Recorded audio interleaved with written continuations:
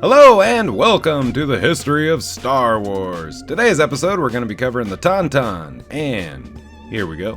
Tauntauns were a species of omnivorous reptomammals who were indigenous to the icy planet of Hoth.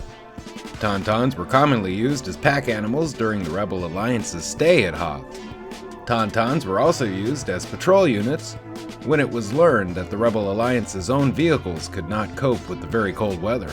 Tauntauns shared similar characteristics with Kaibuks. However, they were generally different. They featured a mix of traditionally reptilian features such as a lack of mammary glands and a scaly skin. They had a layer of blubber under fur which ranged from gray to white and covered their bodies. They also have mammalan characteristics, as were also warm-blooded, and gave birth to live young. And in other ways, they can also be considered to be marsupials due to their appearance and mating processes. Known subspecies include the glacier tauntaun, scaly tauntaun, climbing tauntaun, and the giant tauntaun. Tauntauns possess numerous evolutionary adaptations to the bitter cold environments of Hoth. Those adaptations include wide feet for running across icy surfaces, swelling ears, thick blubber, chambered lungs, 2 pairs of nostrils, and a digestive system that excreted wastes as oils through the skin pores, producing a distinctive odor. Their 4 nostrils served to warm the inhaled air. Their larger pair was used to bring oxygen into the bloodstream during physical exertion. While laying down to sleep, the larger pair sealed to keep snow out, and the second pair took over. A well-musculared tail extended a meter from their bodies to help maintain balance.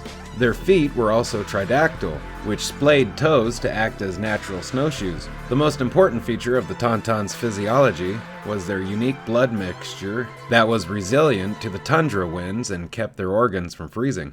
Despite these adaptations, Tauntauns sought shelter at night to avoid extreme nighttime temperatures of Hoth. When not eating the fungus that grew beneath the frost layer, or lichens found in glacier caves or valleys, the omnivorous Tauntauns were also known to eat ice scrabblers and Hoth hogs.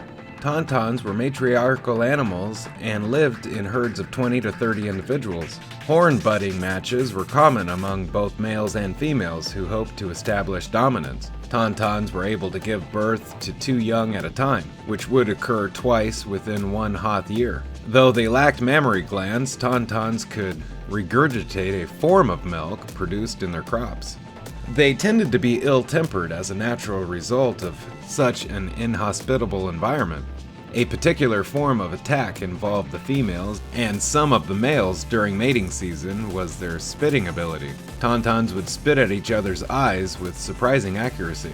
While their smelly saliva was by no means deadly, it was quite inconvenient to have any liquid freeze near their eyes in Hoth's blizzards. Tauntauns were the primary prey of the wampas. Besides their horns, natural camouflage, and safety in numbers, Tauntauns also relied on their ability to run 90 kilometers per hour to survive.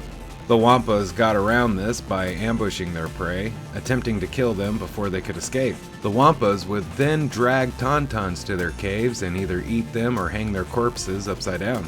If domesticated, Tauntauns would require a grooming parlor to breed. Although they were stubborn creatures, Tauntauns made ideal patrol mounts for the Rebel Alliance's Echo Base in the absence of a repulsor craft, which were unreliable in Hoth's extremely cold climate. Some personnel were responsible for taming the alpha female of a Tauntaun pack, which allowed the Alliance to easily train the remainder of the pack.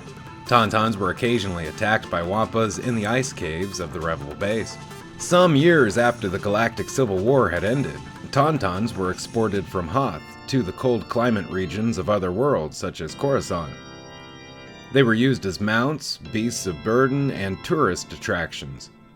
However, they longed for their old home and became surly and stubborn because of their homesickness.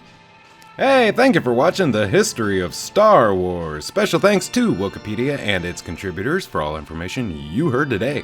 Very special thanks to my Patreons and to Royalty Free Tube for this fantastic background. Don't forget to like, share, subscribe, leave a comment, ring the bell, join us on Patreon or the join the channel thing. Whatever you can do to help the channel grow, we appreciate it. You are like cinnamon.